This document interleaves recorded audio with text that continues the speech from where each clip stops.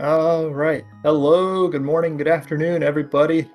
We have Link to the Past Randomizer 2023 Tournament Bracket Stage action. We've got Game 2 in a best-of-3 between rdwalshv and StructuralMike coming to you live. We've got these runners playing an open hard seed today, and they are already off. So I'm Reg, I'm joined by Titan. So Titan, while these runners are going through their super early checks here, what happened in Game 1? So game one was yesterday.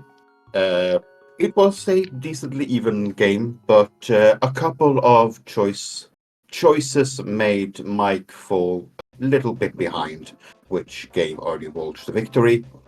But yeah, in this seed right now, we have a bow in the mushroom spot and a glove at Uncle. So already quite a decent amount of divergence. Yeah, that bow is something that Mike is not going to miss. He's going to take the glove here and do the back sewers first, just between glove and bombs. But he's not going to skip out on the Lost Woods before headed over to the village. The glove on the Uncle is a bit interesting, though. His hook shot as well is a great pull. It's a decent movement deck early on. I'm just kind of wondering, when will Walsh get over to the Uncle? Because if you don't do it quickly, I've noticed the tendency of a lot of runners is just to put it off for a while. Yeah, there's the Uncle routers, and there is the non-Uncle routers. We also get the stun prize eventually. But yeah, once we also get a Cane of Samaria in the bottom of blind set. And a bottle. Bottle's another yeah, one of those real nice ones to have early. Yeah, our stun price today is 5 rupees. Not bad, but not really impressive either. And yes, as we are in open hard, we have a bunch of hard pieces and not as many hard containers. That bow is very good in this mode because we do not have progressive bows. Right, and we do on the map, however, have Crystal Eastern Palace. I think that was Green Pendant Hera, regular Pendant Desert to go with. But Crystal Eastern is the key part because, as you said, non-progressive bows mean only one in the pool. The Silver Arrow is a completely separate item. But we can walk over, we can clear that Crystal Dungeon really now if we want. Yeah, it will be a logic because no lamp, but yeah. And yeah, lamp logic is just a suggested logic for these runners. Especially for these runners. Yeah. Especially Eastern, because Eastern dock rooms, as long as you don't get the Igor to run away, you're fine. Yeah. It's like top-end runners can do the loop for the big key chest with pretty much nothing at all to guide them. And then the one in the back, the Igor, you can use your arrows, which are visible in the dark, to spot out the Igor. Yep. For now, though, I mean, as far as the rest of Kakariko goes, we've had the Cane of Samaria, but nothing else of real strong note. The bottle does mean we don't have to come back later for Sick Kid at least, but nothing doing there. Yeah. Quite empty village.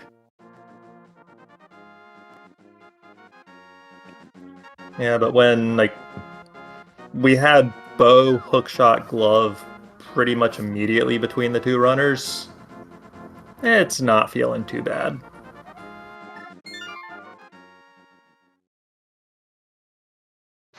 Now, rdwalshv has 11 arrows. So he could technically do front of escape. Yeah. It's going south, though. Gonna do, presumably, the dam, the mini Mulderum Cave, Ice Rod Cave. Maybe the water checks as well with fake flippers if he gets enough cash to afford Zora. Oh, Mike saving and quitting out of Blind's hideout. Not gonna get that bow for now. That might be a difference, because double dipping Eastern is a time loss in the end. Yeah, but I can't imagine he's going to go to Eastern without the bow in hand.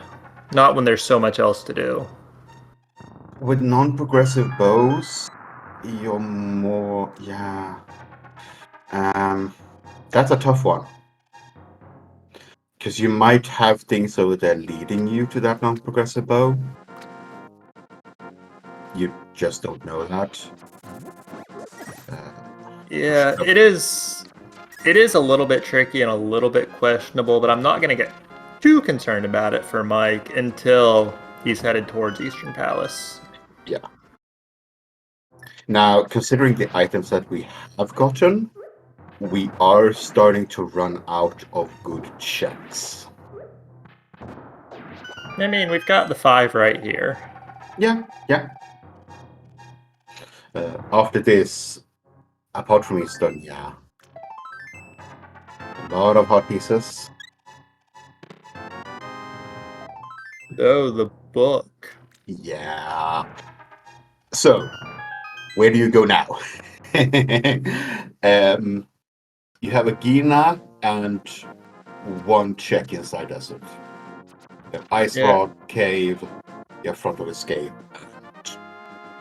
I think Ice Rod Cave definitely makes the most sense here because you're never going to get closer to it than Mini Moldrum Cave. So definitely want to scratch it off. But honestly, Pendant Desert, I probably would do Front of Escape first if it were me, especially with Walsh having Uncle to loop in with that as well. But Pendant Desert, I don't love it, but I wouldn't be opposed to going in and just saying maybe I never have to come back because it's a pendant. That's a required item, Moonpearl. Yeah, very, very required. I'm kind of surprised we didn't see Walsh exit the Ice Rod Cave on foot to do some fake flippering, but I guess he's going to go straight to the Eastern Palace area, which with that bow makes more sense than anything I was laying out. Yeah, and this might be... Is this mountain for Mike, or is this just going into the It forest? could be woods, Lost Woods, and then Lumberjack, and then back around to the mountain. Yeah, especially with him going this way. Yeah. Oh. Also, Walsh just checked the Hylia Island, right? But I did not see what it was. I was looking at Mike, taking hesitation. According to chat, it was a sword on the island. Okay, that's nice. We know where one of those is, at least.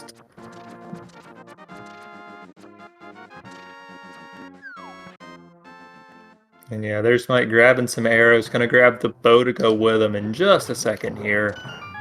And then we'll see, does he double back for the mountain? Does he save and quit straight to Eastern? A couple of blue items for Walsh there. Burna is kinda nice, actually. Invincibility item that doesn't use as much magic as the cape. Can kill blind real nicely when we get to the Dark World. I'm gonna get a lumberjack check.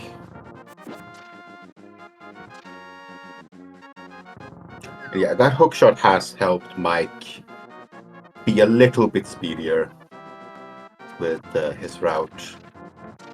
It's not a massive, but every second helps. Poppies. Yeah, so not gonna kill Aghanim for that. But the thing about the hookshot that makes it real nice is like the boots have that startup time. That means it's only worth it if you're going more than like 4 tiles on the map.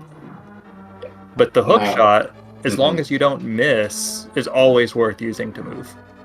Always. Yeah, there's a bunch of items up here for Mike with that hookshot. Completely out of logic, but it's just lamp logic. Yeah. Alternatively, it could be flute logic. Yeah, so flute logic is very possible up here. But the thing about if it is the flute, like, and we learn that by finding the lamp on the mountain, and very strong odds we would need that flute to go to Misery Mire a little bit later in the game.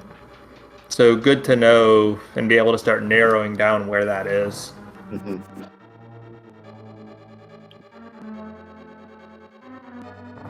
Also, someone in chat saying Zora in logic, which, yes, true. The one glove does put Zora in logic with the vanilla walking path. But we are very, very cash poor this seed so far. Well, a shovel is on top of Spec Rock. And that's the flippers inside.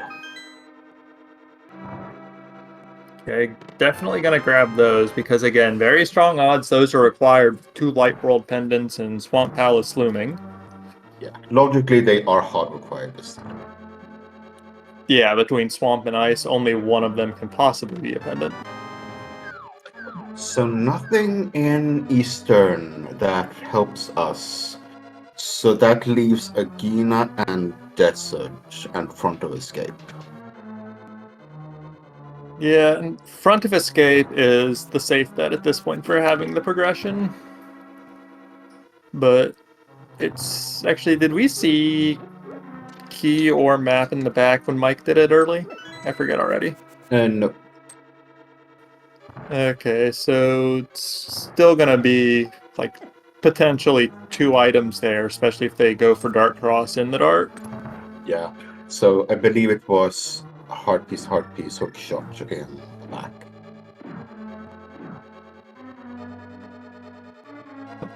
Chad also pointing out something that I completely overlooked. We are so cash poor this seed that both runners skipped the bottle vendor. Which is a bit of a weird one, but when you don't have the money and you don't want to farm it out, you just move on. Yeah.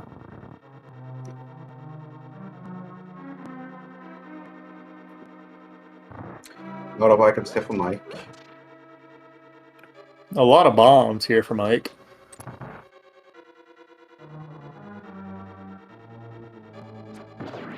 But nothing required or used.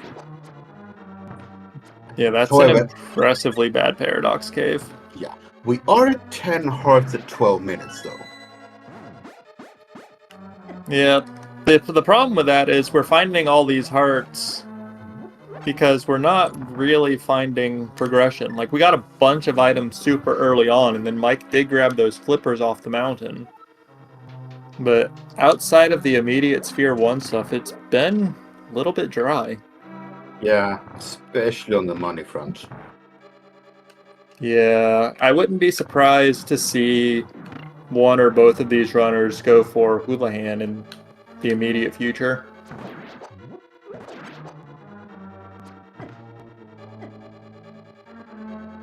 I think Mike might do that because he can just walk up to the front of Escape after that. Yeah. Now, Walsh needs... okay, that might be enough arrows, but Mike saves and quits from the mountain. And it's gonna go for the Eastern tag. Okay. And it is worth noting Mike did pull a good chunk of cash, that 300 out of Spiral Cave. So, doing solid on that front now. Yeah. And Walsh has the first crystal. Didn't pull anything of value besides the crystal out, though, so... Still looking for what that next logical progression is going to be. Yeah, this was still a hard required dungeon to do, so that's fine. If it was a pendant, that would have been a bit rougher to swallow, but yeah. Yeah, and with Mike headed for it right now, it's not going to be a case where, like, Mike came back with boots and saved a minute or so. Just being able to run down all those straight hallways. Yeah. He's doing it now, so neither runner going to really save or lose time over the other on it. Well, actually, there is one minor thing. When Mike goes for the chest on the right side here in just a sec, he's going to be able to use the hook shot to skip a couple rooms. But that's pretty marginal, really. Yeah.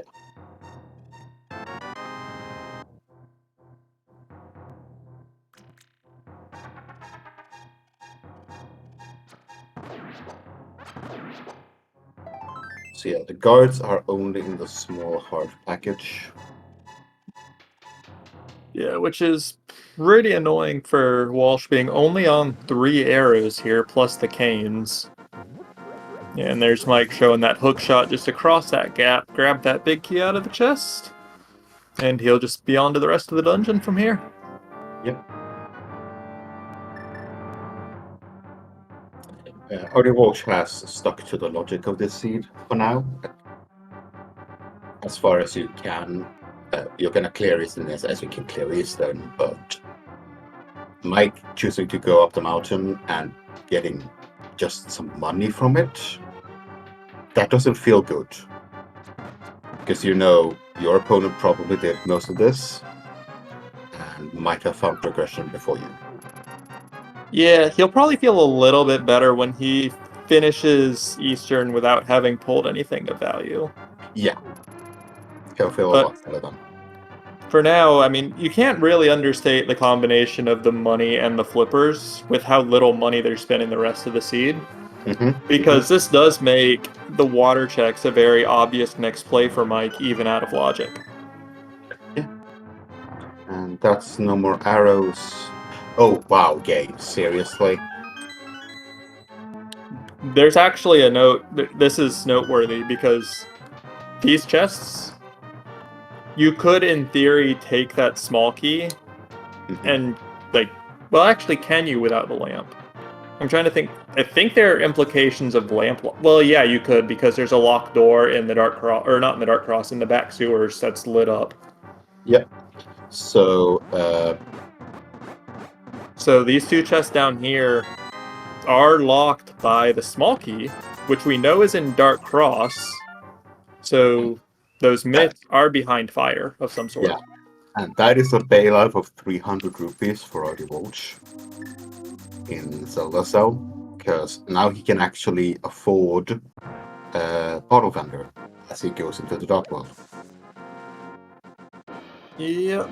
I'm curious though if he'll take those myths straight to the Dark World, especially once he grabs the hook shot here.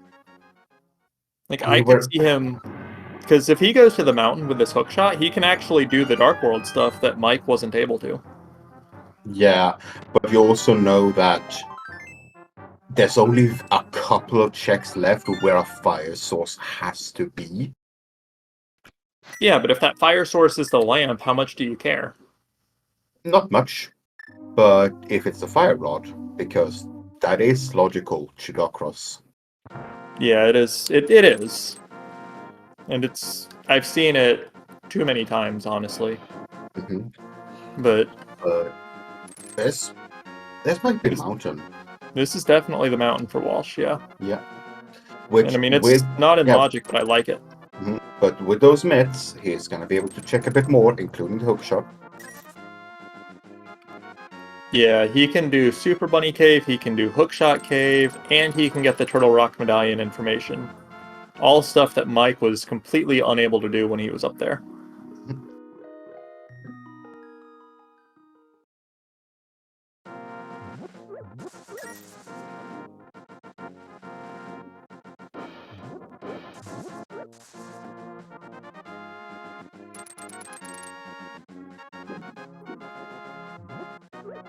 Now, Mike, he's got Eastern Palace done right now. And for him, it's just a question, does he go to the castle? Does he play a Gina Desert?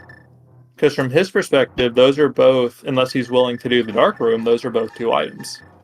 Actually, I think even if he does the Dark Room, yeah, because that's just a small key. So it's 2 items either way. Yep.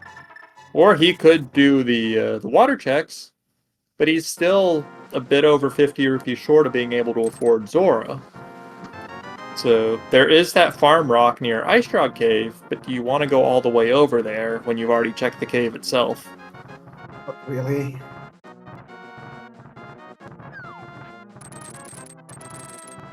And rdwalshv is not even bothering with the Spec Rock, just going straight right side, which will make him miss his flippers for now. Yeah, but it's one of those things, it's easy enough to get back to even after a save and quit. Yeah. Because going up and then dropping back down to hook over to the east side is nice. But you've got to go up either way. There's no way to get to that top section faster. Yeah, and you're hoping that you find a mirror over here, so you can walk past the Lionel's mirror over and just have to do the climb once. Yeah, and we do see Mike is, for now, foregoing the water checks in favor of the desert area. He did skip that farming rock that has 50 rupees under it, and he's less than 50 from Zora now.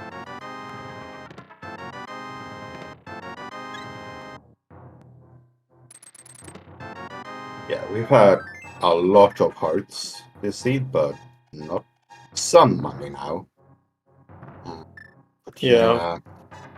Walsh is going to cross that 500 threshold once he does Spiral Cave, because that's another 300 in there. Oh yeah, oh yeah. But yeah, those myths really paying off for rdwalshv here, waiting with going up here. Well, he couldn't wait because he didn't even have the gloves to walk up here. Hey, was that silvers on the floating island? Did Mike check that? Does he know about those? I missed it before if he did. He did check it. I know that for sure. I think that was just 10 arrows though. Maybe, yeah. I didn't get a great look at it. And yeah, Mike did see it. I do remember that, but I'm pretty sure that was just 10 rupees. It was either a 10 arrow or silvers. I didn't get a great look, but for some reason I got a brief glance at it and thought it was silver. Yeah. So this should be a lamp then, right? Or a fire rod on Mike's side. No. No. Bit surprising there, but I guess that means Zora's probably selling it. Zora bottle. Yeah, Zora bottle vendor. Yeah, bottle vendor too. Here's the map check. The pendant is at Thieves Town, and the 5-6 are both the Flipper dungeons, Swamp and Ice. Pendant Thieves Town, I don't like it. It feels bad. Just because that's always a dungeon you want to go into.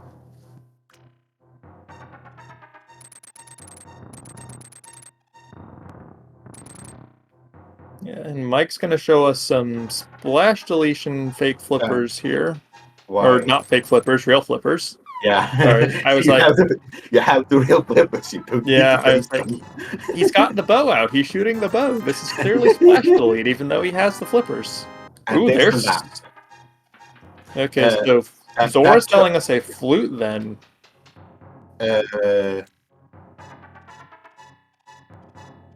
Not necessarily. Well, flute, something leading to the flute. I mean, yeah. So bottle vendor has to have the fire rod then. Well, it's either bottle vendor or Zora, one of the two. Yeah, but does that mean both of them have flute and fire rod? No, because Fire Rod gets us Dark World access via the mints. Because the pearl was not on the mountain. Yeah, true. And that's Quake Medallion Vanilla for Turtle Rock entrance. But yeah, one of them is definitely selling the flute. Right. Well, the flute or something that leads to it, which could be Fire Rod, because that could be the Dark World access, and then the flute's just sitting somewhere in the Dark World. Oh no, Mike has is farming money now. Yes, it's a 5 rupee. Yeah, which means prize. He's only got to kill 4 of them. It's not completely awful. But it is definitely not ideal. Yeah. And yeah, this is rdwalshv following that logic that he now knows of.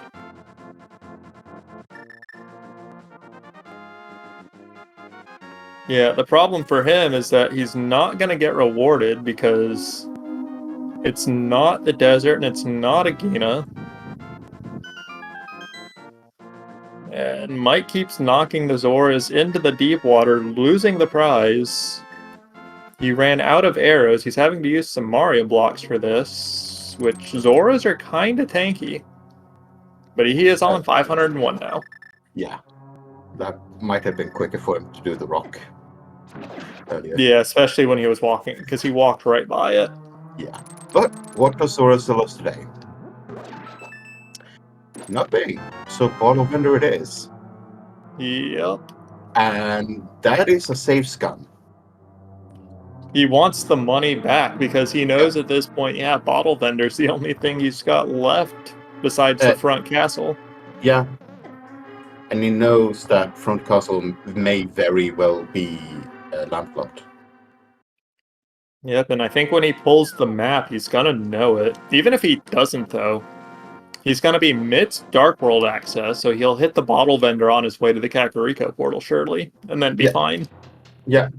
rdwalshv has the Zora money, but he never went back for the flippers. No, you're right, he didn't. Which I'm trying to think. He can get the rest of the water checks anyways, because the ledge is nothing, which he'll see. And he can fake flipper for the waterfall cave. But why did rdwalshv just save Scum? Good question.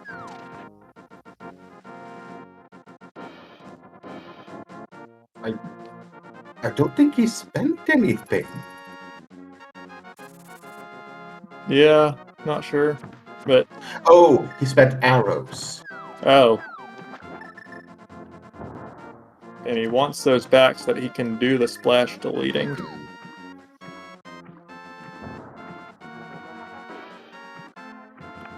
Mike was almost real clever with that boomerang before the guard died to grab the key, but he was just very slightly too soon. Yep, and Mike now has his mitts, so he has Dark World access, and he also will know for sure the bottle vendor has something that it has something. And Chad also pointing out, Walsh killed the Armos Knights, which spams arrows, which screws up the Ancilla for splash deletion tricks. So a hard reset will reset that, let him do that trick, which we saw him do there. Yeah, that's probably why, and that was very thoughtful of him. Yeah, you can work around it by drowning a few bombs, but if you're fine with a hard reset anyways, may as well.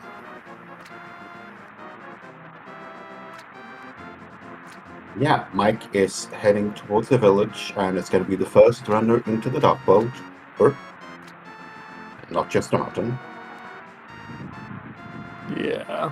Oh, so right. the only he got his bottle too. Yeah. Because he did save and quit. That bottle was back of Blind's hideout, and he did save and quit immediately after grabbing that. So he'll do this, he will grab whatever the bottle vendor is selling, and then he will presumably be into the Dark World. Yeah. Oh, no. That Not is what I was expecting. That is logical Dark World access, though. Yeah. So we have a flute somewhere in the Dark World. Flute, fire, well... Flute, fire rod. I mean, yeah. At this point, it is all logical. But we'll pull the flute, we'll pull the fire rod. Either one of those will put the mitts in logic. Well, let me rephrase that. Fire rod will... Well, no, flute will put the mitts in logic via the lamp. Fire rod will put the mitts in logic directly. And then... Well, we'll find the items. They're somewhere. That's the point of the video game. Yep. Now, the difference between our runners is that rdwalshv has done Dark Death Mountain, or East Side Dark Death Mountain. I don't think what else what Mike has done. I don't think there is anything that Mike has done that Walsh hasn't. No. So rdwalshv has a slight execution lead for now. But yeah, Mike is gonna go up that mountain again with mitts, with hookshot, with hammer. You can do a lot more up on the mountain now, so it's gonna be actually there is one thing Mike has done. He's done Spectacle Rock for those flippers, which they're not really coming into play right now. Walsh was able to get all of the light world water checks without them, no problem. It's when we get the mirror that the flippers are gonna be very, very important. Right, because mirror will mean that Mike can full clear Swamp Palace, but Walsh would still need to grab those flippers out of Spec Rock for that. And there's our no rod turtle rock access.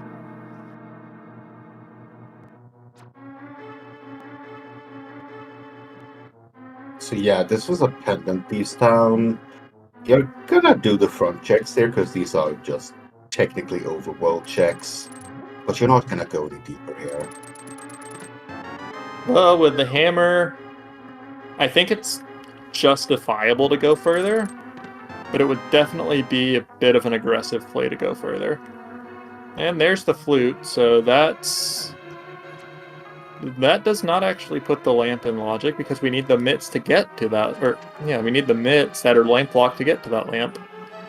But it's still very good to have. We can go to the Meyer region now, check that out. Yeah, but Mike is going up here because now he feels I have the flute. I can now go up here because there is some way that I get logic up here. Yeah, unfortunately for him, it is just going to be the lamp. Well, no, he can get to the Tower of Hera area too now with that hammer. Yep. But he's going straight into the Dark World, so he's not going to go to the Hera. No, he's choosing that big cache of checks in the Dark World. And I mean, Hera is just green pendant, and you can read, but you can't get the ether tablet. So it makes some degree of sense.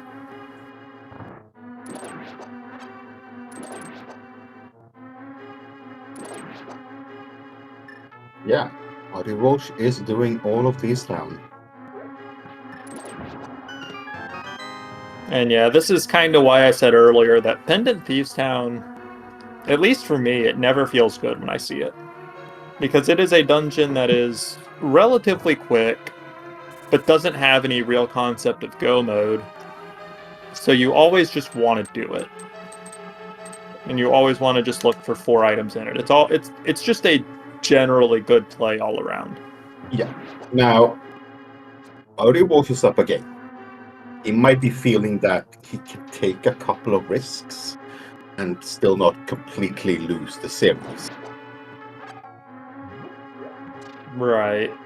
Which actually, that is something to note. If Mike wins this game, then they're going to play game 3 pretty much immediately afterwards. Maybe just a short break in between. Maybe. Yeah. So if this game is a very short game, they will start at their designated time, which I believe is 6:10 Eastern. However, no, sorry, 12:10. Yeah. Wrong there. About 2 hours after. Yeah. If this game ends a lot earlier than that, they're just going to have a break. If it ends later, they are immediately going to go into game 3. If rdwalshv wins, well, then there's no game 3. Yeah. But it is something that to potentially keep in mind for both of these runners. Just knowing, Walsh knowing if he loses, Mike knowing if he wins, that it is going to be another one right after. And here's actually Spike Cave for Mike. This is a new check. Walsh didn't do this. No.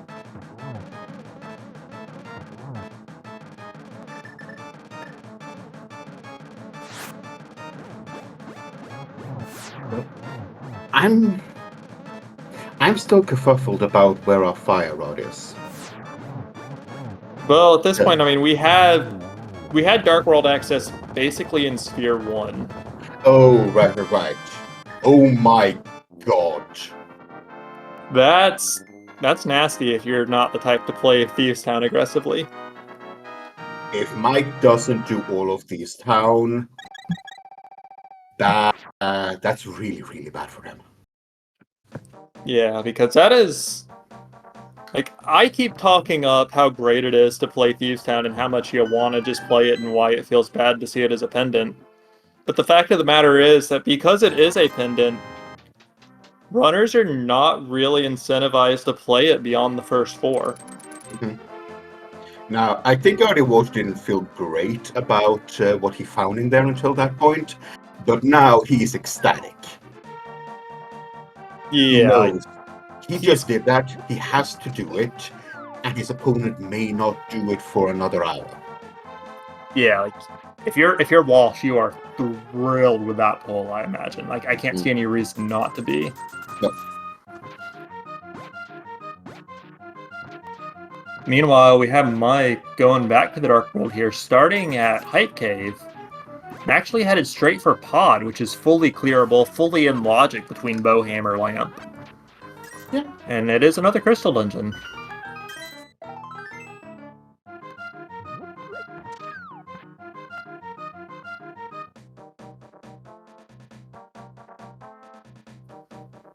Meanwhile, Walsh, he's going to head around Stumpy, hit up Hype Cave afterwards.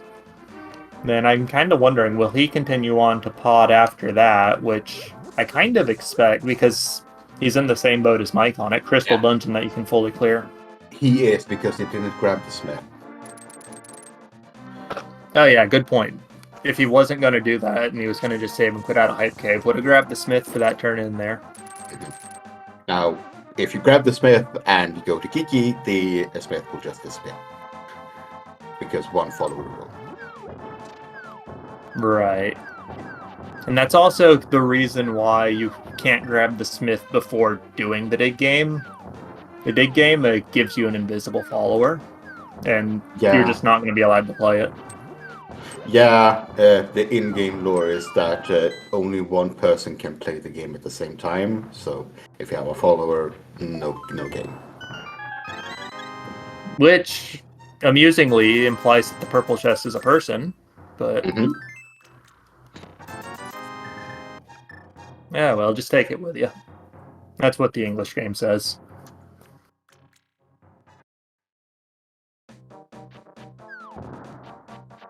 Yeah. The logic of this seed for chat is that we got Dark World access with gloves and hammer. We could go into Skull Woods to get the flute, go up the mountain with that flute, get the fire, get the lamp, and no, that was in Dark World. Sorry. Right, lamp requires the mids. Yeah.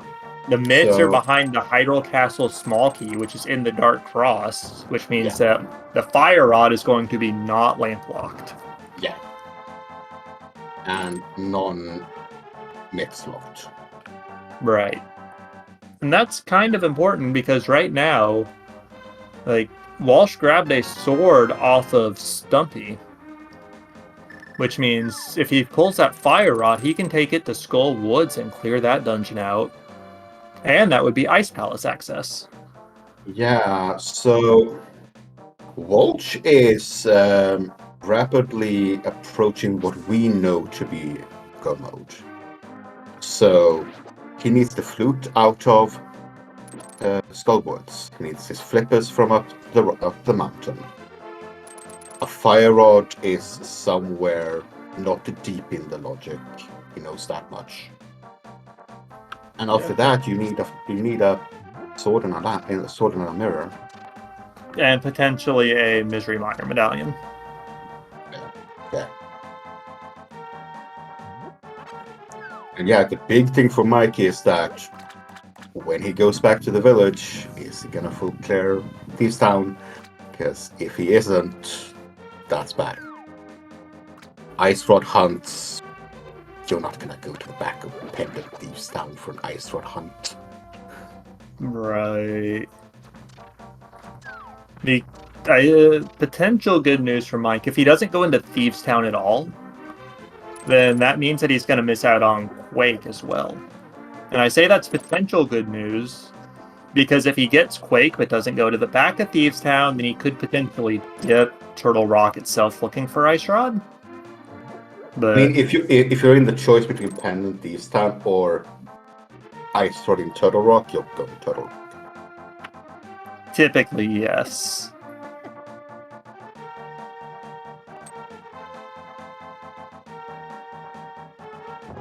But yeah, rdwalshv was a bit more thorough here with his checks.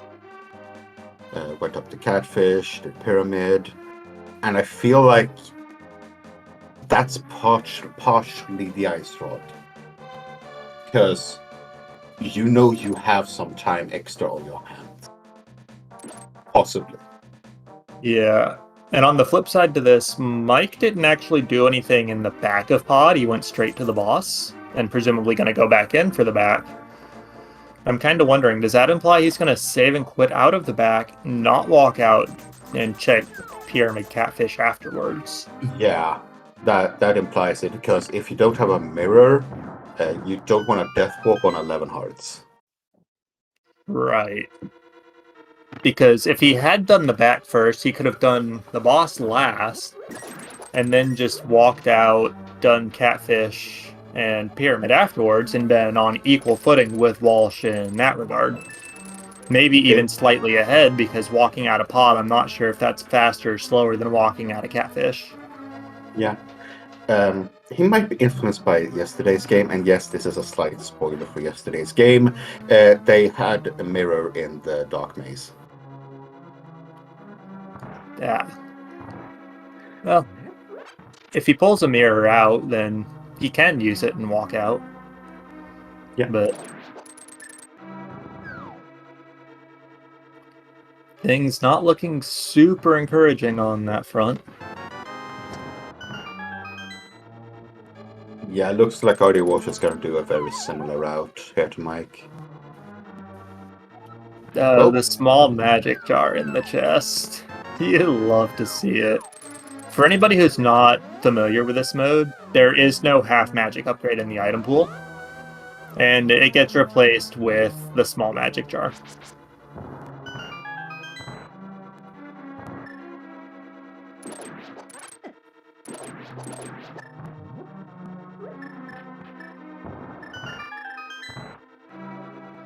There's the map. Have we seen the compass? I don't even remember.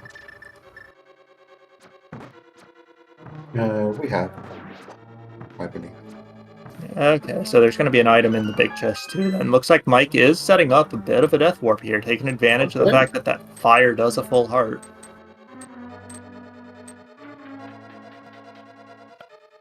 Oh, never mind. There is the compass, and he's going to take the death. So, neither me nor Mike was counting items. Yeah. And for anybody in chat who may be showing up slightly late, may have missed it, rdwalshv fully played Pendant Thieves Town all the way through to the boss, was rewarded with an ice rod on the boss kill specifically, which is kind of the big divergence between the two runners now. Like, Mike, when he started at the Dark World, he went into Skull Woods, he got the flute out of the big chest, and he left. He took that, he went back up to Dark Death Mountain. Meanwhile, Walsh did Dark Death Mountain his first time up the mountain, just because he slightly delayed it, went up there with the Mitts and the Moon Pearl. But he skipped Skull Wood, so he's missing that flute. And instead, he's done the rest of that Dark World loop from Village of Outcasts all the way around to Pyramid Catfish Pod. Yeah, and Mike realizing, oh, I never activated my flute. Oops. Yeah, a little bit of an oops there. Because he already had the mountain access. He went up to the Light World Mountain before, so he had the save and quit point.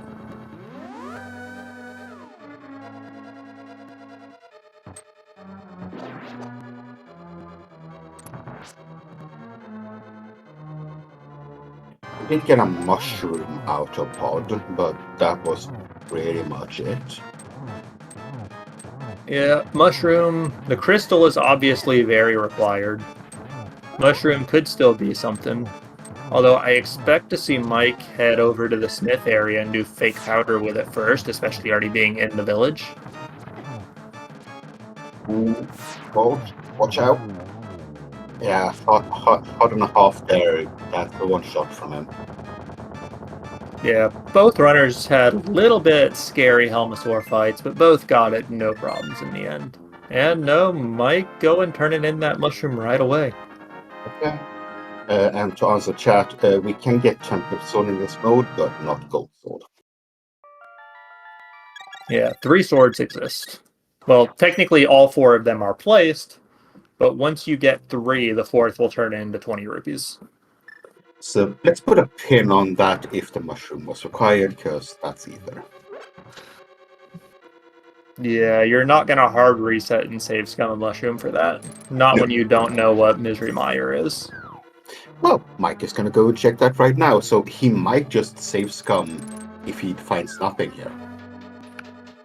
Yeah, if it's Bombos or Quake to get in and there's nothing in the shed, could potentially do that, but would have to reactivate the flute, and there's Mushroom required. Yeah. So yeah, we're not gonna save Scum that. We need that. Yeah, and Arier in chat saying that Mike just doesn't save Scum Mushroom, basically, which, respectable. Yeah. Now, the mushroom was in the big key chest, which both of our runners is gonna last locate. If rdwalshv goes back for it, he might just save and quit from the big chest. I Behind that one item. certainly hope not, but Yeah. it's not impossible. Nope. It wouldn't be consistent with him going all the way to the boss of Thieves Town, but actually there was no small key in that dark basement, right? It was like the small magic and a 20 rupee or whatever. Yeah. Or was that a small key? No, I mean we've gotten all the small keys. Okay, so yeah, that means that no fire locked small key in Palace of Darkness. Which means that no, that ether, that mushroom is not fire locked in the slightest. He is gonna release his fairy here though, so he is prepping the death wall. Okay, so he's not gonna miss that mushroom. And he's also waiting until right before... Okay, I thought he was waiting until right before he went through the door. This is a 50-50 if it is the compass or the item. Right. But regardless, he wanted to do the fairy right as he went into a door. That way there was no risk of accidentally running into it and getting the heal. Yeah.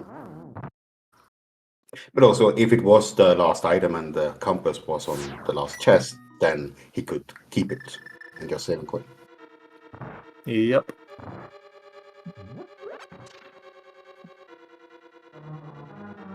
Chat being chat, and depending on where the boots are, no, Firewall cannot be on ped. Desert is fire locked.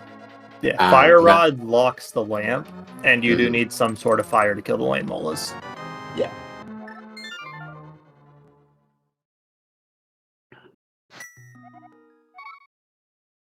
Now, Mirror could definitely be on ped. Oh yeah, Mirror could be. Actually, really, that's about it, though, because that's the last thing that we really need and haven't seen yet besides Fire Rod. Yeah, we need boots to beat Desert, so yeah, it's the only thing that could be there of use. rdwalshv without the flute is gonna do the mushroom checking the slow way, and he is not gonna know if this medallion is required. We know it is. Oh, Mike is not going to the back. Yeah, that's bad. That's gonna be bad. Yep. So now it's just, when will he come back? Because we know the boss is holding the ice rod, and we absolutely need that to win the seed. Yeah.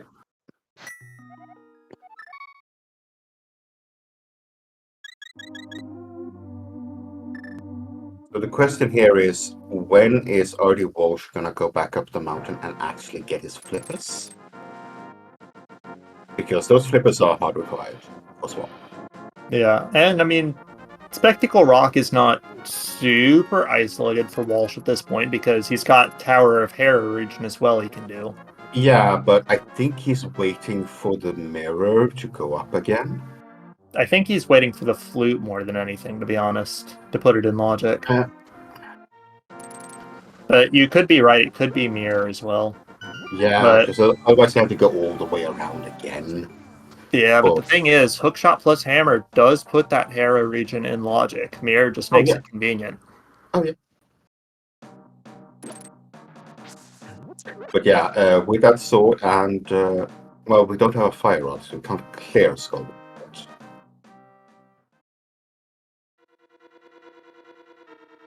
But rdwalshv is going to be happy enough with the flute here. Mike is after 50 minutes going to get his sword finally. Yeah, Probably not happy.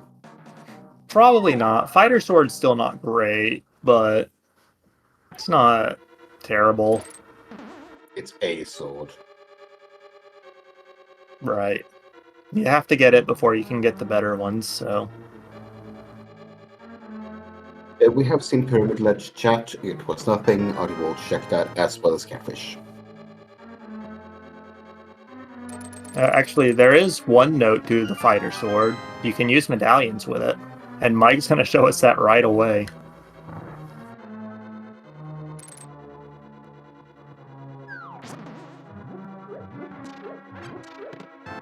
Yeah, Walsh has to use this small key to get out of here. Because he doesn't want to save and quit. And he doesn't really want to get grabbed by the Wallmaster either.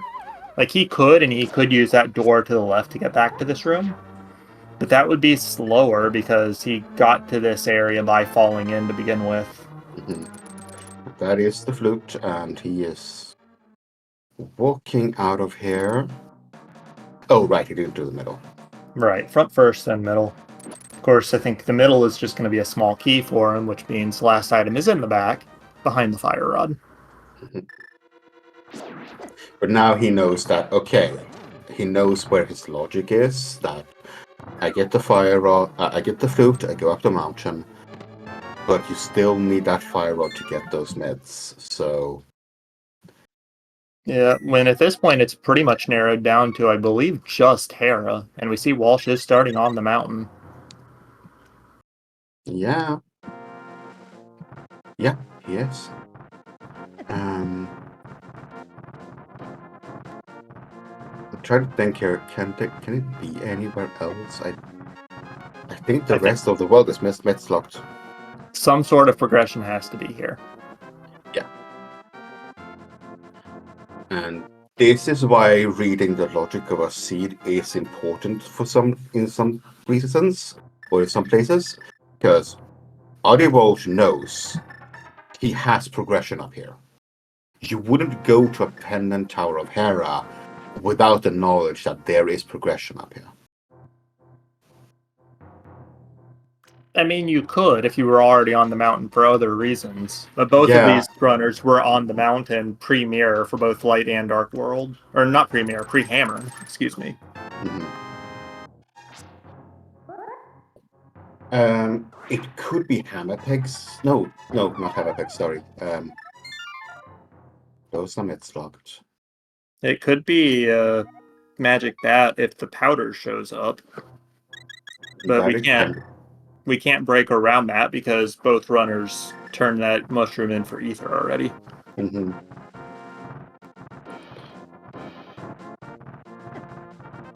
Yeah, it's one thing to know the logic, it's one to follow the logic of a seed, and this seed has not had an easy logic to follow. Yeah, like Hyrule Castle small key logic comes into play like maybe 1 in 100 seeds. It's usually just completely not relevant. Yeah.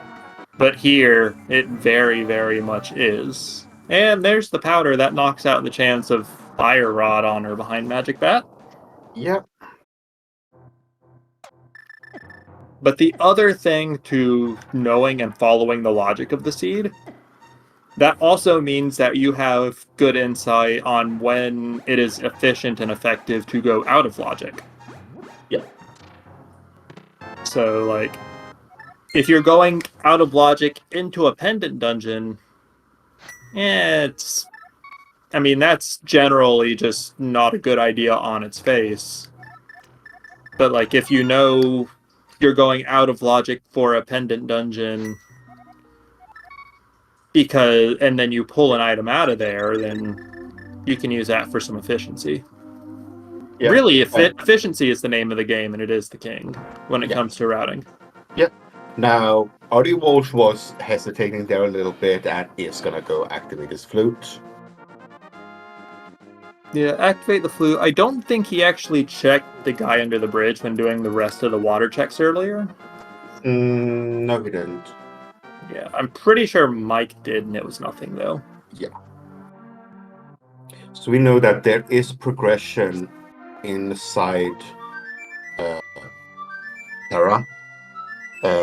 We did get that powder out of Meyer, but that's all that Meyer has provided us with. And Mike is going for the boss. Okay. It is I mean, Crystal Dungeon. Gonna have to do this at some point, but it is a bit yeah. of a scary fight. 10 arrows, no silvers, fighter sword. I'm assuming we're gonna see hammer against the small eyes here. Uh-huh.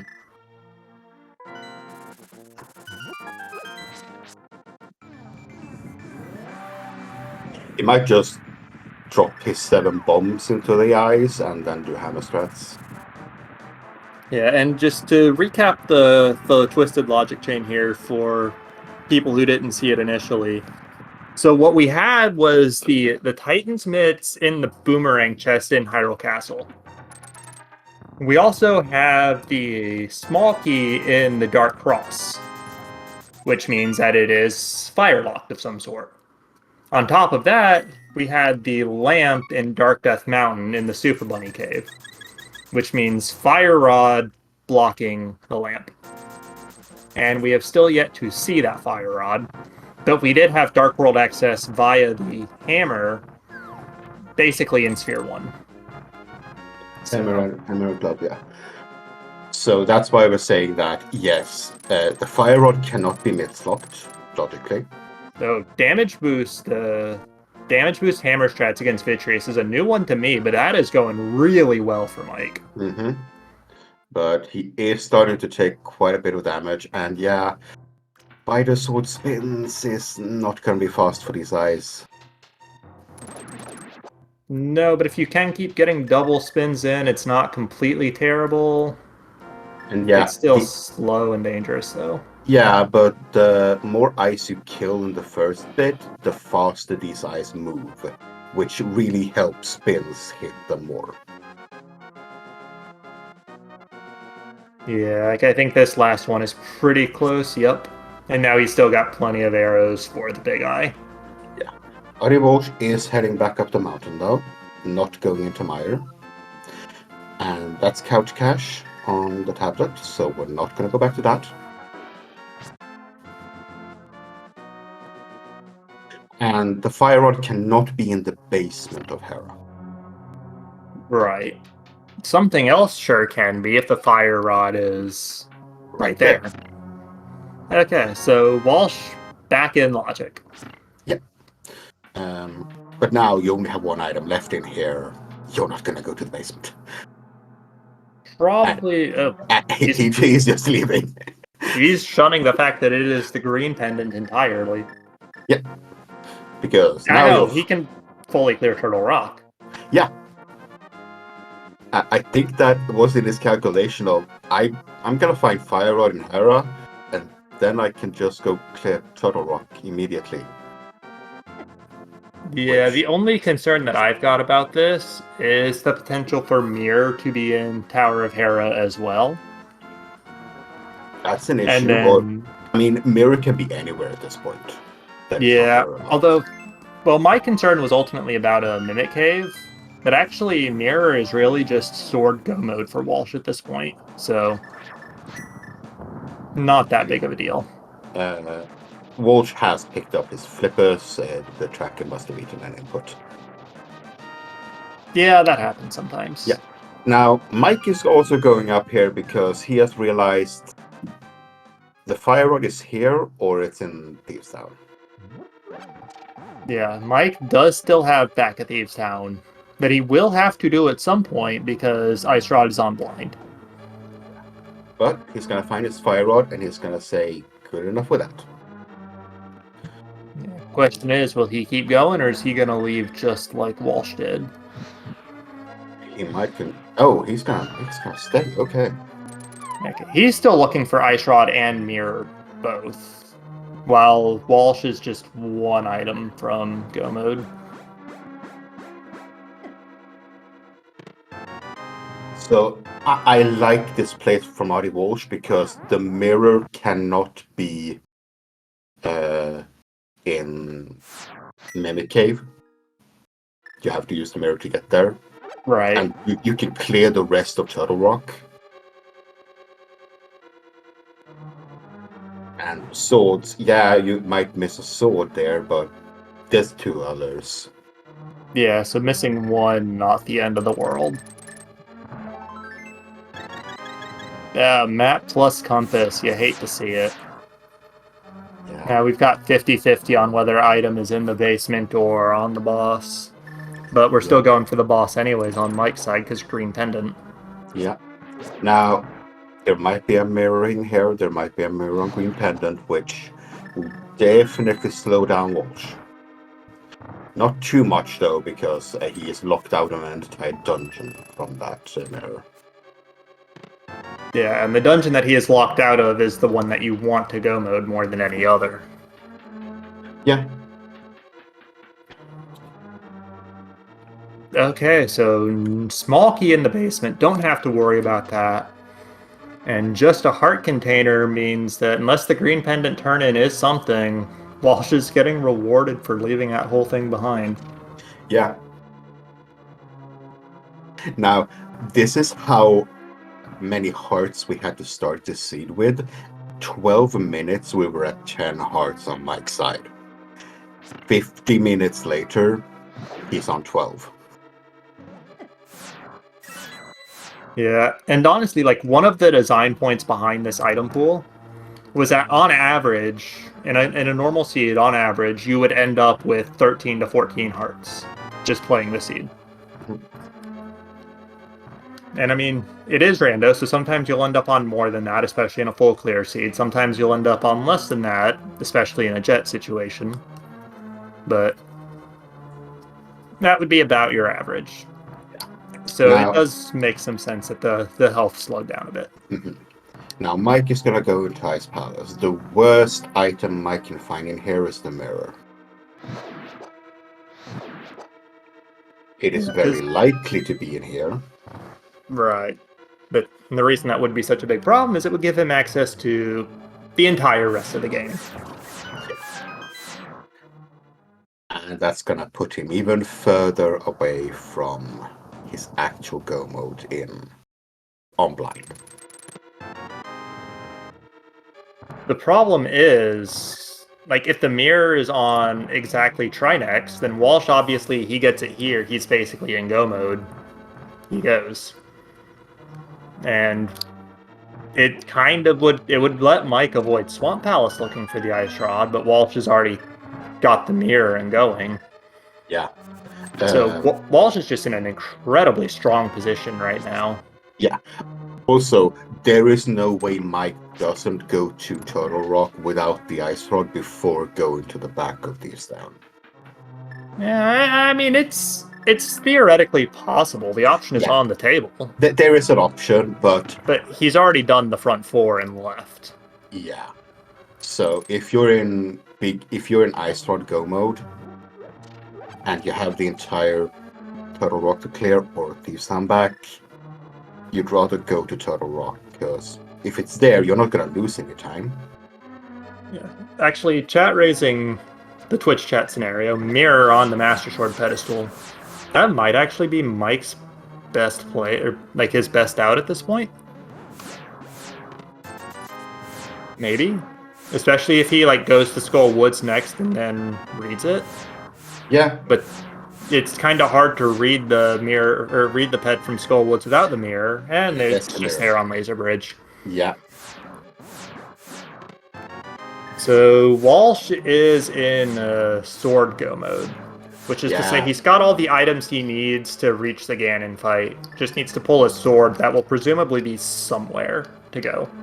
Yeah. I mean, you're gonna keep opening the chest that you're walking past, but you're not gonna go out of your way to go to rooms with chests. Right, like we're not gonna see Walsh do like left side of Swamp Palace, for example. No. Actually, no, chat. We completely forgot. Hylia Island has a sword. Yeah, so we're in go mode. Yeah, so, well, there is still one more thing that could stop Walsh, and that's a boots requirement in Ganon's Tower. But that is very, very unlikely. As 1 in 22. And then it is highly likely the boots are in Ganon's Tower, because our other boots required item is pendant locked, or locking a pendant. The hammer and the fire rod not giving Walsh a good time against this ice head here.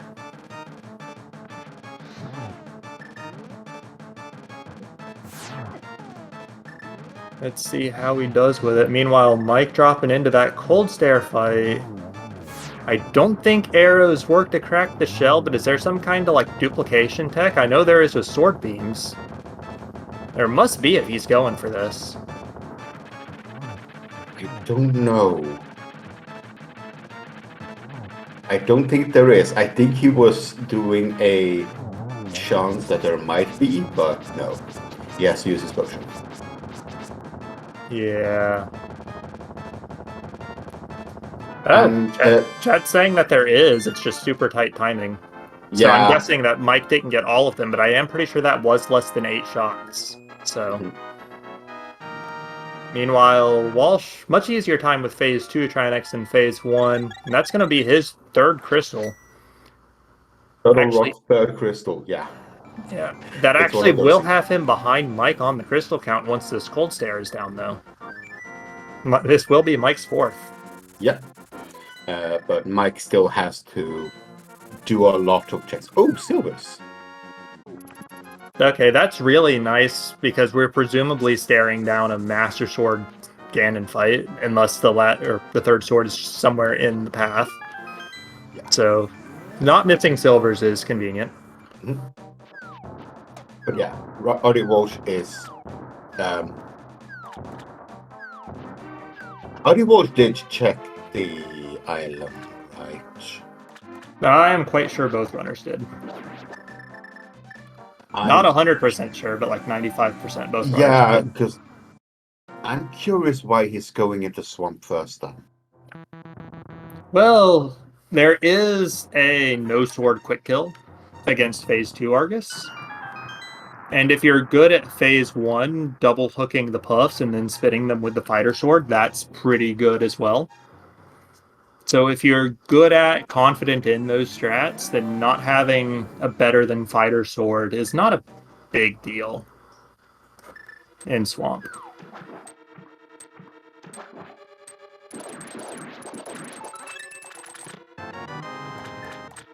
I don't think that was anything on the green pendant.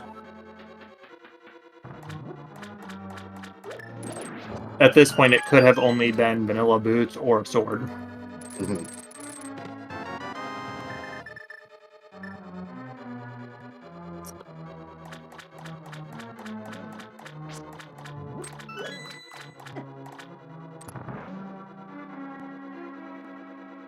So,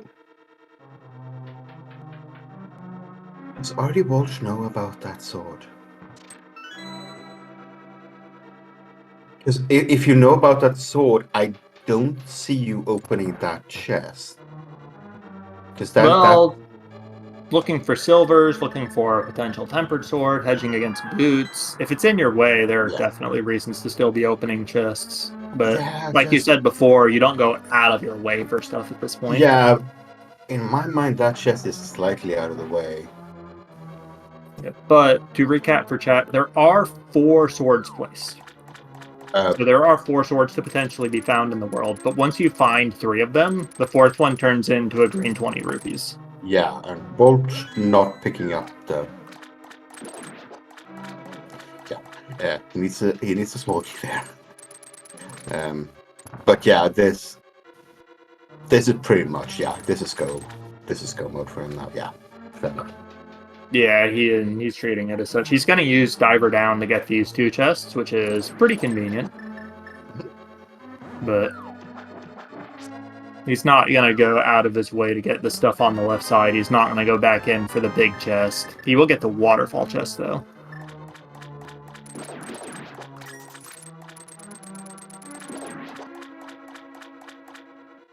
Mike on the Mockula fight with hammer strats.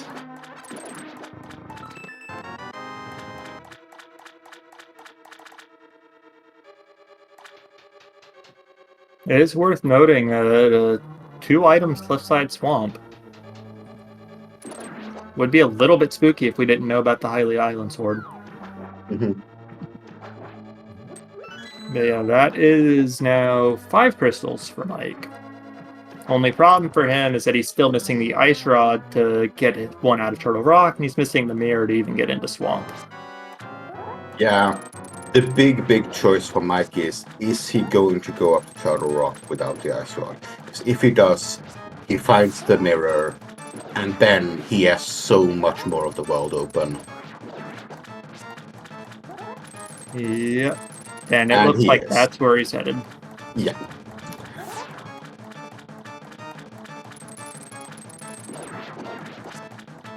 Meanwhile, we see here Walsh going for the double hooks. And the Fighter Sword getting 2 spins off will one-shot them. It's not completely free to get both of those spins, like we see there. But he's still making solid progress on this.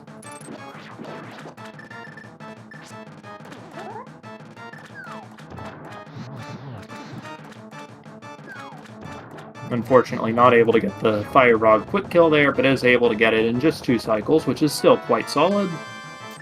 Just 20 rupees and the crystal.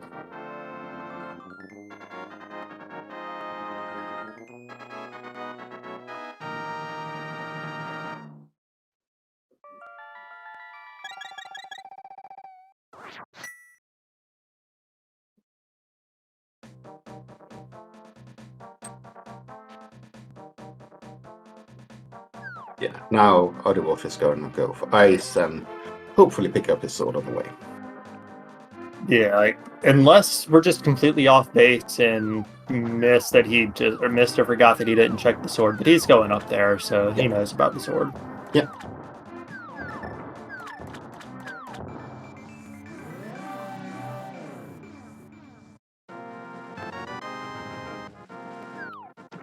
And outside of abnormal and unlikely situations, that is very much go mode for Walsh. We'll see how many chests he opens in Ice Palace. Icebreaker does put a few right in the way if you want to look for Tempered or just hedge against that boots requirement. Yeah, and he also doesn't have silvers yet. That's true, yeah. I didn't really think about that because we as viewers know that he's cannot possibly miss those silver arrows, but he could open chests for those as well. Like, opening the 3 chests on the right side of the dungeon that Icebreaker gives you free access to, I'm pretty sure that's very much EV positive, even ignoring boots.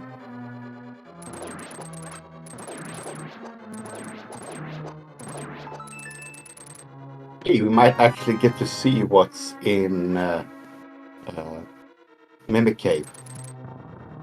Because Mike is going to find the mirror on Lesser Bridge, and he might just mirror back to that spot. Oh yeah, with no Ice Rod, he has every reason in the world to do exactly that. If those are the boots, and boots are required for GT, I think that is Mike's only out at this point. It's definitely a very good one. It's just, the odds of that are very low, but it is Mike's best chance to really regain some ground. Yeah, it is the 1 in 22 chance of the big key being on the torch, and then the boots also being there, and yeah, that's extremely small chance. But he is not 100% out of this race yet. Yeah, and if you want to see a game 3, then that you're definitely looking for something like that at this point.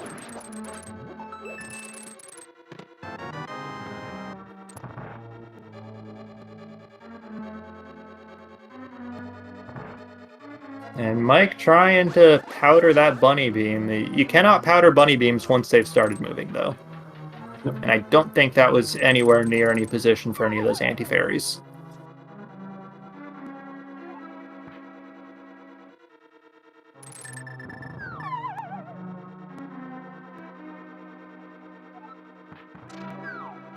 But we do see here Walsh, for example, skipping Ice Tea, skipping. He didn't even grab like the freeze ore chest or the big chest, did he? No. So yeah, he's going. He knows he's good. If he has to spin Ganon 52 times to win, then so be it. He's gonna do that and win, is his thinking right now. Meanwhile, Mike out of magic, showing off that Pokies are one of the 2 regular enemies in the game that can take multiple silver arrows to kill. The other being the bomb-throwing Hinox.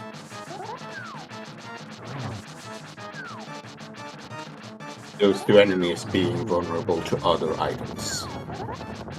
Yeah, Pokey to Fire Rod and Hinox to bombs specifically.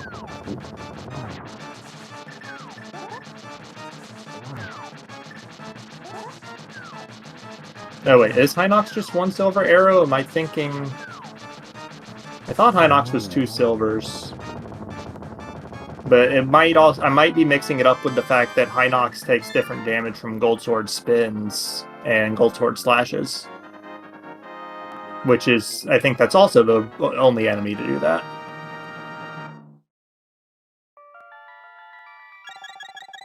Okay, maybe I'm just mixing that up. My apologies there.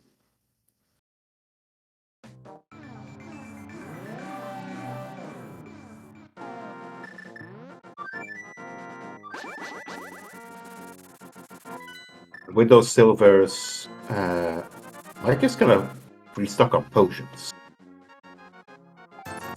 Yeah, no reason not to at this point. Of course, only the 1 bottle. That is another feature of the hard mode item pool. You get 1 bottle because you need to be able to have 1 to check Sick Kid. So that's just part of the randomizer progression. But it'll never have anything in it for free. And any other bottles will just turn into blue rupees after you find the first. Mike finding his mirror, and I don't think he's happy at this point. And that is an immediate mirror back, and going to check this one check. If this is boots, we are not yet in go mode. I mean, this would be by far the best spot for boots for Mike if they're required. Mm-hmm. But it is worth pointing out, boots in any mirror location would be pretty solid for him, assuming they're required. It was red. Yeah, just not the right kind of red. No. And he's probably gonna start chasing that mirror now. Oh yeah, this is straight to Swamp, it looks like. Yeah. Which, I mean, left side Swamp is on the table for the boots as well. Yeah. Any mirror locked location now for Mike and finding boots. That's gonna be his out at this point, and I think he feels it. Well, until he's got the ice rod in hand, he really can't be that sure about it because he does not know where that thing is at all. For all he knows, it could be left side Swamp, in which case he's feeling all right. And I do want to just note, while Mike is pulling the dam and Walsh is looking for that Misery Mire big key here, which is on the bridge. But I do want to point out, we did have Humbug go into the practice hack and confirm. Hinox do only take 1 silver arrow. I was wrong there earlier. I'm sorry.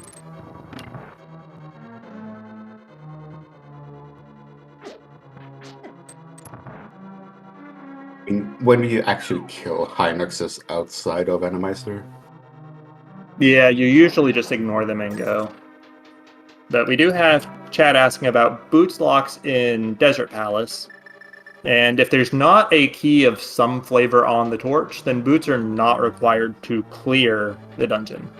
Yeah, but however, we have been in Desert, and there was a map in the one chest we can go to. So there is a key on the torch. Yeah, we know that it's some kind of key without even checking to know which one. Mm-hmm. On the other hand, with Desert being a pendant, that means that boots basically only block the pedestal and the boss. Well, the 2 items in Desert as far as this goes. We don't actually need them to clear the seed, unless the big key is on the torch in Ganon's tower.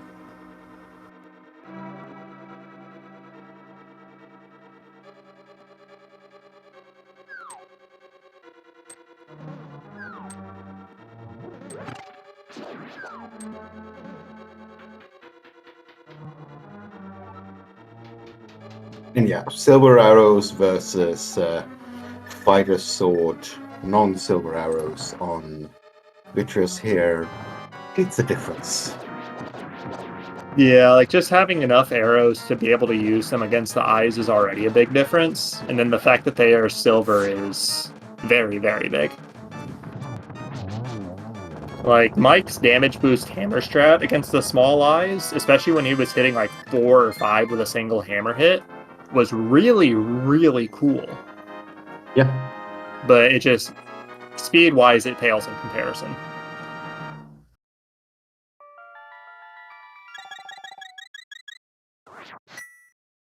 Yeah, Mike is gonna go left side first because he's an ice rod hunt.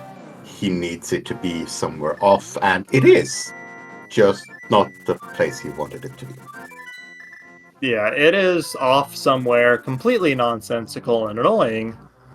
It just happens to be a completely nonsensical and annoying place that Walsh immediately went and checked as soon as he had access.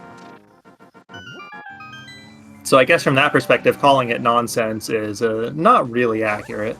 It is a perfectly logical place as far as the randomizer is concerned.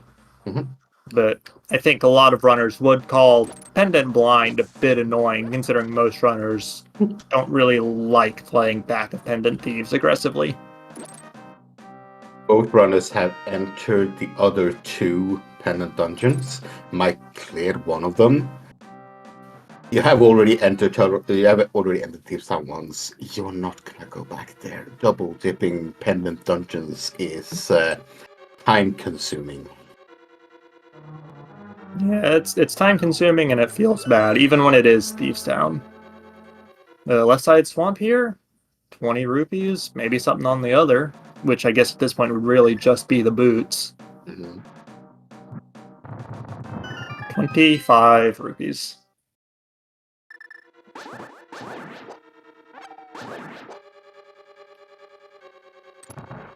So, unfortunate for Mike, boots being there would have been one of the bigger ways to kind of re-rail this seed for him after it didn't actually turn out to be an ice rod hunt between the 2 runners and only turned into one for him.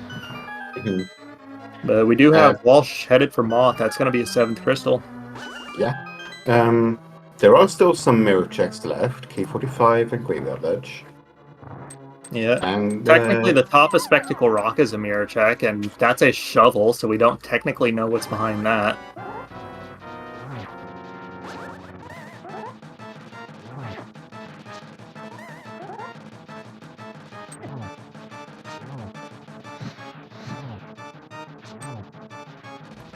Moth not being super cooperative here with regard to these spikes.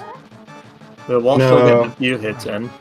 Yeah, the spikes started flying early, and yeah, once they start flying, it's hard to get spells in. But that is the 7th crystal for rdwalshv, which means that we like to play a little game here in chat. Please put in a number between 1 and 22 where you think the Ganon Tower's big key is going to be. Yep. There are 23 checks in the basement, but one of those is the big chest itself, so only 22 can possibly have the big key. Anyone saying 1, you're the devil. Well, 1 could very much be in just Hope Room instead. Yeah, but if you're without the boots and you're going into Ganon's Tower, that's usually your first check. Because you want to see, am I in go mode? Am I gonna have to find 2 items in here? Usually, yeah.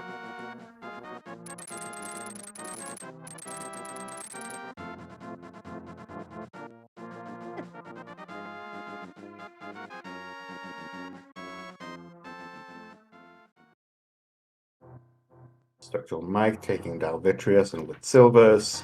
This phase 2 is quick. Yep. Somewhat saving time over rdwalshv's 2-cycle phase 2.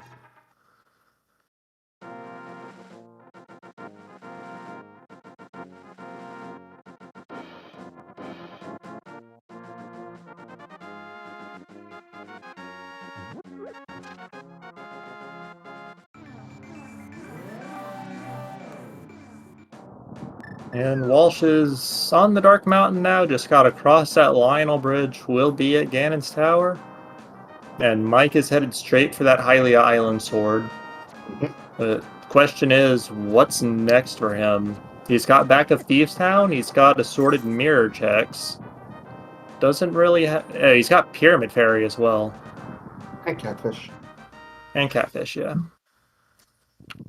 So he's got some assorted checks left, but most of them are pretty mediocre at best. Yeah. Actually, the one that he needs, the back of Thieves Town, I think is actually the tied for most number of items. I think it's 2 items back there. And that's tied with Pyramid Fairy for density at this point. Smokey on the torch, we're in go mode. Yep, Walsh is good. Not going to need that small key. There are plenty of other ones, especially if you just don't open that center door.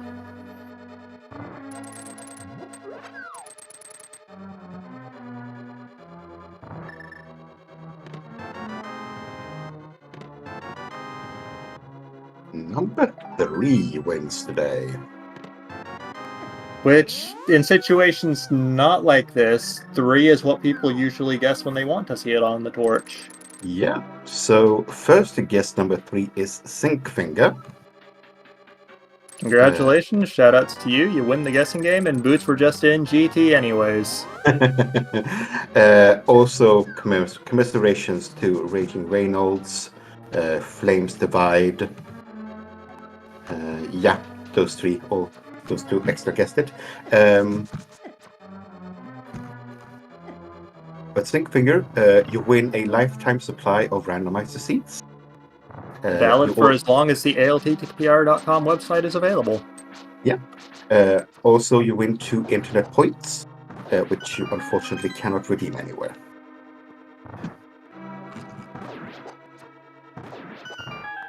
Yeah, I do kind of like, though, literally boots and baby shield in the Hope Room.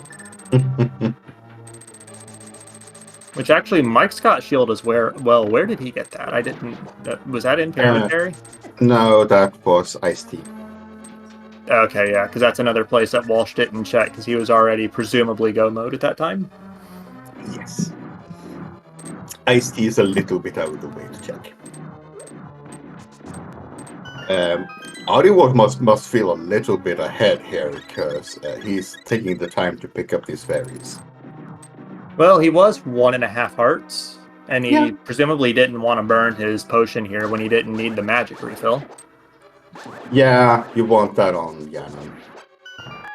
Yeah, you either want it on Ganon, or you want it, like, to be able to spam Fire Rod, like, really here in the gauntlet against Lambos 2. But he's sticking with the sword here, so presumably trying to save that for Ganon just as some additional safety. Yeah. Shouldn't really need it with Fire Rod plus Silver Arrows. You don't need the Torch Glitch with Silvers. So, Walsh, very good shape overall, but better safe than sorry on these things.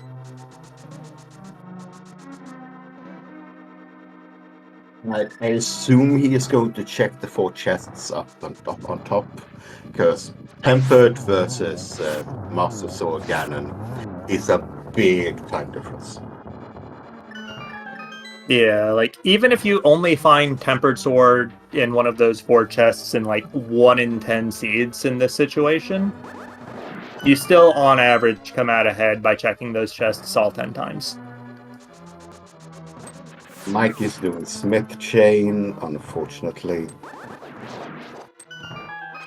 Yeah, this is pretty reasonable because it's 4 relatively quick checks when you've got both Mirror and Flute, when you combine in the Hammer Pegs here and the Magic Bat that's in the Light World right here. Yeah. But just a bit unfortunate. We know it's not here, but could find another sword or something potentially interesting at least.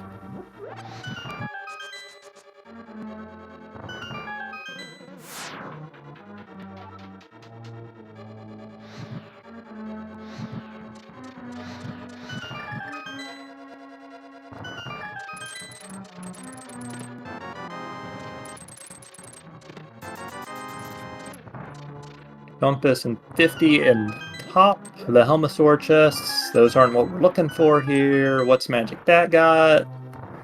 Not much.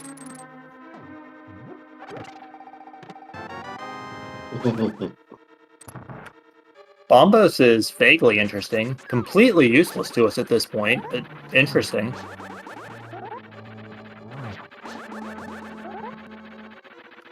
course, the only reason that it is interesting is because it does light up on the tracker. It's a Y item. Meanwhile, Mike, no boots, having to do these slow hammer pegs. You hate to see it. You really hate to see it.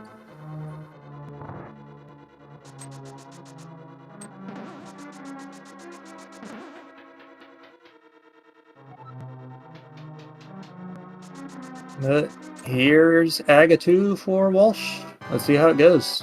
Generally, you ideally want 3 cycles is generally pretty much ideal. That not ideal. No.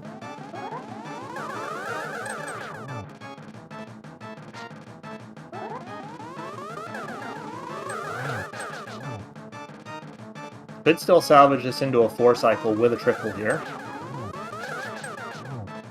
So, but hitting Aghanim there caused the last one to despawn, otherwise that would have been the triple. That's unfortunate. Agatu is weird sometimes, and in some specific ways.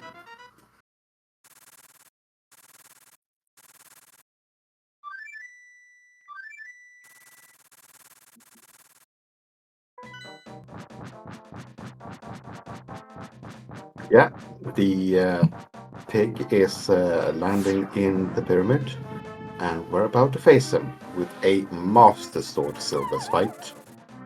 This is gonna take a while. Yeah, always found it a bit strange that the Sword of Evil's Bane couldn't actually just hit Ganon with regular slashes. Always bothered me just a little bit. But we are looking at 12 spins for the first phase, 12 more for the second, which I think we're in the second now with those two. Yes. So, dozen more here, and then one more for each side of the floor in phase 3. And then we have to do more spins to stun him, but can use silvers for the actual damage. Are down to 4 hearts, but we have a bottle. Yeah, is using Burna as well, knowing that probably won't need more than maybe 4 fire rod shots at most. Probably just 2 even. Yeah, he's using up his magic here because he has that blue potion, so he's going to get a refill anyway.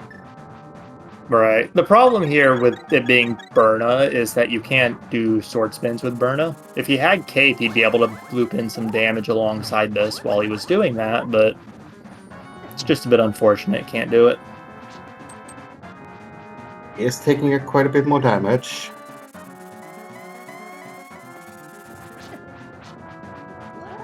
Oh boy.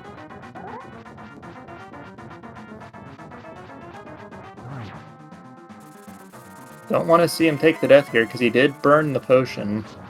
Yeah.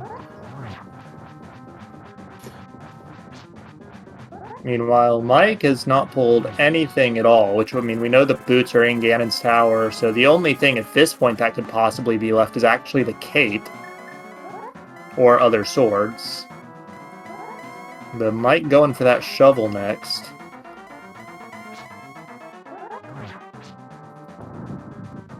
And there's Walsh getting the first hit, second hit, 2 more, and then we move on to stun and silvers. Of course, the warps being what they are. Yes, see that. Yeah.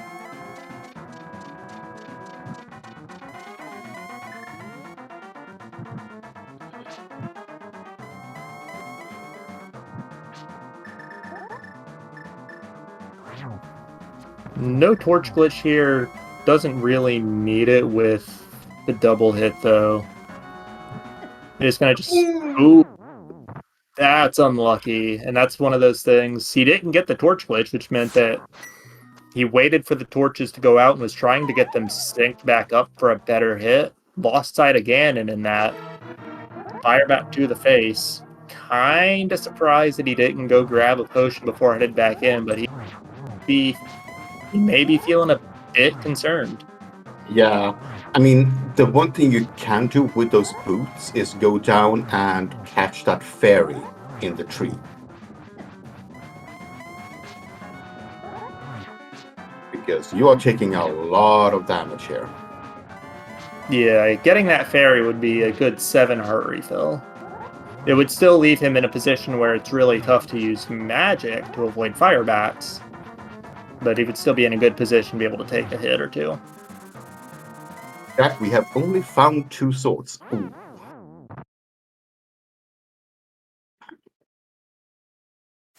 If we have boots, we can bonk that tree. But yeah, now it is nerves coming in. Yeah. You just died twice here. You're just waiting for that race room to say your opponent finished. And meanwhile, still just trying to do what you can, just to see if you can still clutch it out. Pink is going for the less risky strats here. Ooh, getting a good spot here.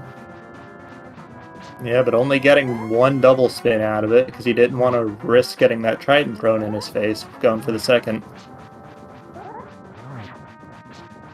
That's 2. 3. Need 12 each face. Oh, he gets a good position. Yeah, and that's the thing about if you take a death in the Ganon fight, or like if you fall, then the positions for the first 2 phases and the warps will all change. So that's why he didn't have that opportunity the last time, but he does now. Mm-hmm. He didn't get enough spins, but he has now. Using the hook shot for invincibility frames. Did not get all 12.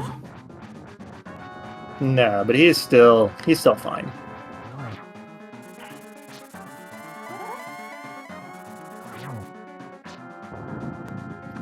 And we do have Mike back in the Thieves' Town now. I think he's pretty much exhausted all other locations at this point. So we'll be grabbing that ice rod once he makes his way all the way to the end. It depends on if he gets there before rdwalshv finishes. I don't think so with silver arrows. No. You do get the torch glitch this time. Yeah. Silverless hit, force a habit, I'm sure, with that lamp spam.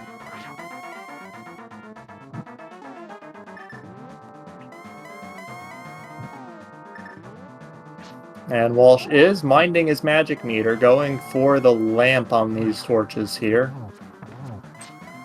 Almost a triple hit there. I thought he was gonna die there. Nah, only 2 hearts from the fire bat. He's fine. One more. Get your GGs in chat for rdwalshv. rdwalshv is going to the top 8, guys.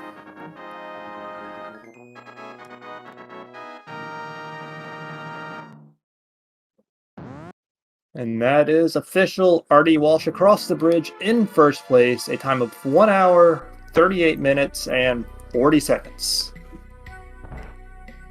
And yes, thank you for not using Z-SNES, everybody.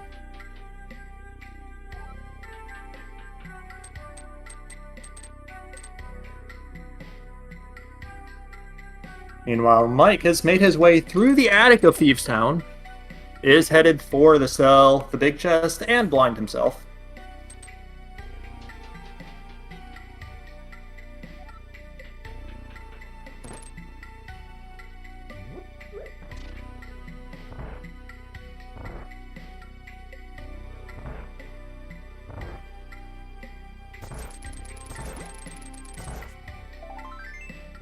And Piece of Heart is the 3rd item in the dungeon. I believe it's a compass in the big chest, in my recollection. And we are joined here by rdwalshv. GG, congratulations. You're going to the top 8. Yo, thank you. Yeah, GG's to Mike. I kind of feel like I just kind of stole that one, honestly. We do have to ask, how did you feel seeing that ice rod? I felt pretty good about it. Like, I knew that could potentially be big. The longer I went through the seed, like, not finding, like, my fire rod or my flute, like, I felt worse because, like, I felt that maybe Mike also would have felt pushing to make net play, but, like, I don't know, like, kind of as you're going through like, as I'm going through GT, like, I'm trying to, like, calm myself down and say, okay, maybe the reason Mike's not done yet is because it's going to be last location than that ice rod. So, yeah, I kind of knew that was, like, going to be an ace in my pocket, but yeah, man, like that, yeah, it's a rough spot for the ice rod, and like, you know, when you find your ice rod, like when you're searching for something like that, your opponent's go mode, like, it's good for, you know, your, because you prefer to win rather than lose, but like, in terms of like, you know, a good race or like, you know, like a fair fight, like, I don't know, it just feels weird, like, yeah. Yeah, and Mike is bombing dependent here. Yeah, and he does take a forfeit on the race at this point, so that will be the end of it. We'll see if he'll join us. He might. Yeah, probably, maybe. But I think he said in the room that he might be skipping out on this, so. okay, yeah, that's fine. Yeah, yeah, understandable, yeah. The other thing I wanted to ask you about, the logic for that fire rod, was that on your mind? That was on my mind, yeah. So that's kind of why I like kind of put off putting bottom ender. Like, that's yeah. Like I was trying to like find the hammer, and like I don't know, maybe I should have just like gone to bottom ender and like gone to Dark World first. But like I also didn't want to go to Dark World too early because like I knew that like if I went to the Village of Outcast portal first, I was probably gonna be skipping Skull Woods, and like I didn't really want to do that, considering that like, you know, I knew that my fire rod was gonna be like. I knew that both my fire rod and my flute weren't going to be Metzlock because of where the lamp was. So yeah, it was. Well, maybe I might be making that up about the flute. Maybe the flute could have been. Actually, the flute could have been Metzlock. I'm talking to myself. I'm very stressed out. No, flute was not. Could not have been Mitzlock. Yeah, This was like the 1 in 100 where the Hyrule Castle small key logic mattered. Yeah, definitely. But yeah, like I was kind of talking in the duration with Mike. Like I didn't want to go into Skull Woods, like knowing that my fire rod was somewhere out there, like, you know, not locked by Mitz, and then it turned out to be in Hera. So that was, yeah, that kind of felt like a little bit bad. But yeah, at least I had like hints as to where the item could be. Like when I did the scout for, like when I went to Meyer just to do the scout for the Meyer medallion, I said, okay, well I'm pretty sure the fire rod's not going to be here. Maybe the mirror's going to be in Meyer, but I'm just going to go to the mountain and just like do Turtle Rock because I'm a lot more comfortable with Fighters or Tridents than, you know, whatever loadout I had for Vidya at that point. Right. And I mean, it is something like you did say in the race room that you did functionally last locate the last two progression items of the sea, the fire rod and the mirror in your case. But I think that actually turned out to be quite good for you in the end. Yeah. Because following the logic to that logical last location and then taking that straight into Turtle Rock right after does mean that there was a fairly large portion of the seed that you just didn't really have to consider for that. Yeah. I'm really happy that the fire rod was just the first item in here, and I was willing to just like, you know, lose to like a mirror and upstairs there. It's just like, yeah, I'm not gonna check any of the rest of this. Like I'm just gonna go to Turtle Rock and just hope for the best here. Which is fair. And it turned out strongly in your favor today. Yeah, sometimes stuff works out. I mean, the play to go to the back of Thieves Town it's bold because you know if there's nothing there, you just lost like 2.5 minutes, 3 minutes. Yeah, for sure. But again, like in my position, like I knew that like my fire rod was going to be out there somewhere, and I knew that the flute was going to be somewhere in like, you know, the like valley, or so to speak, or the dark world, I guess is the actual term for that. So yeah, it kind of made sense because like I knew that like the odds were a little bit higher that there'd be progression in the back of Pendant Thieves Town than there would otherwise be in like, you know, kind of similar situations. That is fair. Yeah. We were worried there for a little bit that maybe the big key is on the torch and the boots out in the world. That was Mike's last chance, but yeah, just boots in. No big key on the torch and boots in hype room. Yeah. Obviously, would have preferred that sword, but boots were like a nice consolation. Yeah, Like that especially feels bad. Like, you know, knowing that like I won just because of the ice rod, and like my Ganon fight was just like so nervy. Like I'm a very emotional person. Like, you know, just like knowing like, you know, what's at stake in it. Well, I know that I have like, you know, the backup race after this, or the game 3 after this. So that's the actual terminology. But Yeah, like, man, yeah, taking that phase 4 death, that just felt awful. Yeah, that was Yeah, the other thing. Oh, sorry. oh no, I'm just like, yeah, sorry, I'm going through some stuff. Yeah, that start of the game though, that was no rupees at the start of the scene. Yeah, no rupees in Kakariko. That was, I don't think I've ever seen that. Like, the only rupees I had were like the 1 rupee I got off the tree pole and like the 50 rupees in Blind Side in the Well. Like that was weird. Yeah. And I think we had 10 hearts on Mike's side at 12 minutes. Yeah, that makes sense. Like you were just finding a lot of heartbeats. Like this is, I think we found like both heart containers in like the South Shore checks too. Yeah, that sounds right.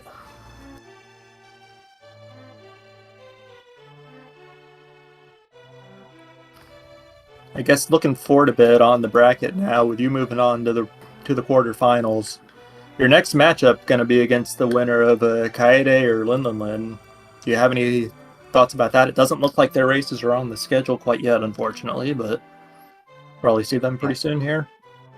Yeah, that's gonna be a real interesting series. Like I know Linden's like, been around, forever, like part of the same Challenge Cup class of 2018 that I am.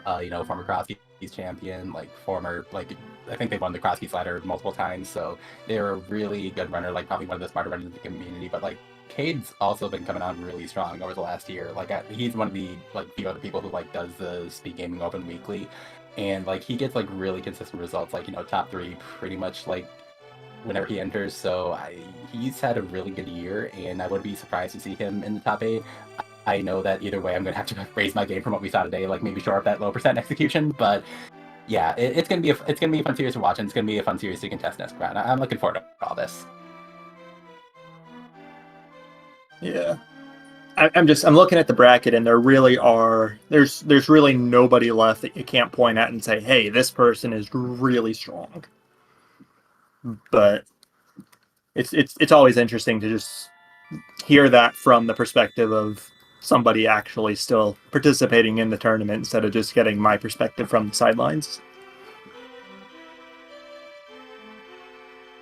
Right, yeah, for sure. Yeah, they're both racers I've seen around for a long time. Both racers I've like played in like various group races with. So yeah.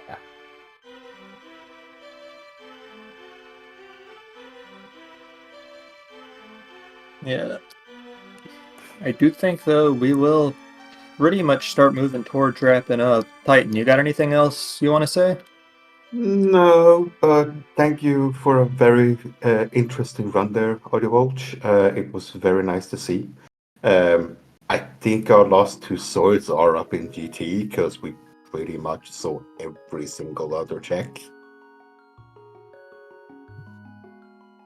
Yeah, I guess that makes sense. But yeah, thank you guys for commentating. Thank you, Dr. Bowser, for tracking, and thanks everyone for watching. Yeah. Yeah, and he didn't join us for an interview, but I do want to extend GG's to StructuralMike as well, putting on very solid run throughout the entire tournament to this point. Unfortunate we see it come to an end here, but that is unfortunately the nature of things. And looking at the schedule, we do have one more race for today.